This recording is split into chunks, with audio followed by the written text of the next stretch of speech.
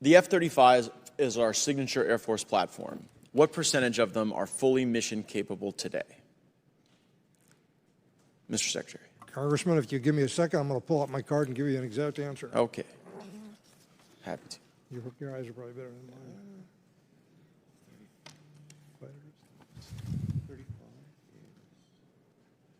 55% is the number we have for operational availability.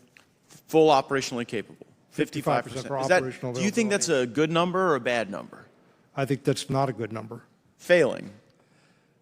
I wouldn't put it quite in that category.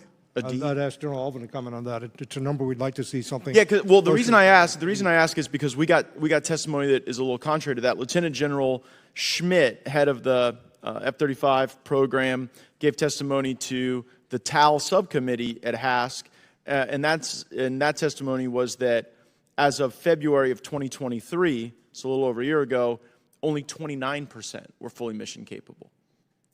I think we need to talk the difference between operational availability and mission capable. Okay, so how many are fully mission capable today? I do not have that number, but I would not dispute what the JPO has in front. Now, I would look 29%, so fully mission capable, 29%. You have no basis to dispute that, but you don't really know if it's true or false.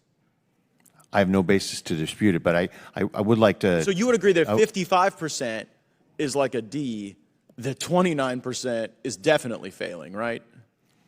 For fully mission capable, but the missions that they can accomplish. I go meet with the folks at the 33rd at Eglin Air Force Base in the district I represent, and they're doing a lot of, there's a lot of mission there, but like even the guys who are also at Eglin doing test, they end up being at the very end, right? And I totally get why you want your operational squadrons to be the most capable, but then test gets put to the end, and then we're not meeting our needs. Like, I just think anyone watching this, one, would be surprised that you, General, don't know the exact percentage that are operationally capable. And two, I think people would be surprised that it's 29%. And this GAO report that I found on breakingdefense.com that I seek unanimous consent to enter into the record, it says that the reason we are not capable is because you guys at the Pentagon have given too much power to Lockheed Martin and its subcontractors for sustainment. Do you believe Lockheed Martin has been given too much power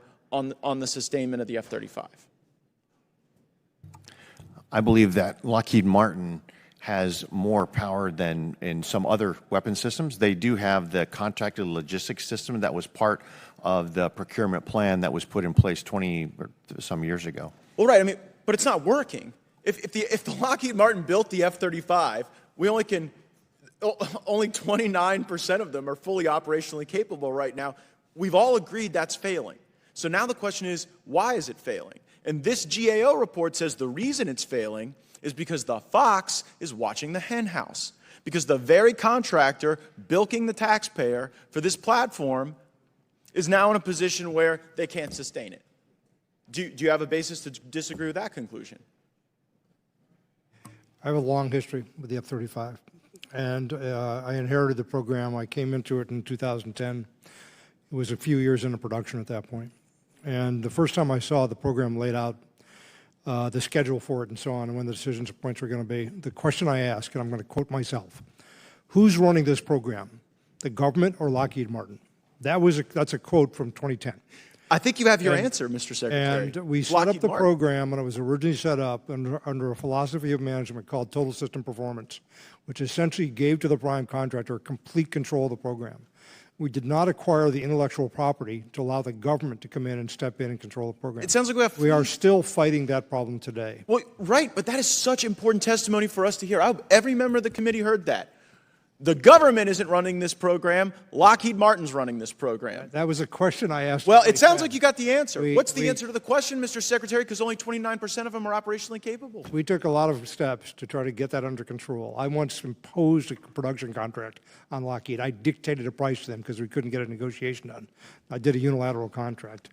Let them take me to court if they wanted to. They chose not to.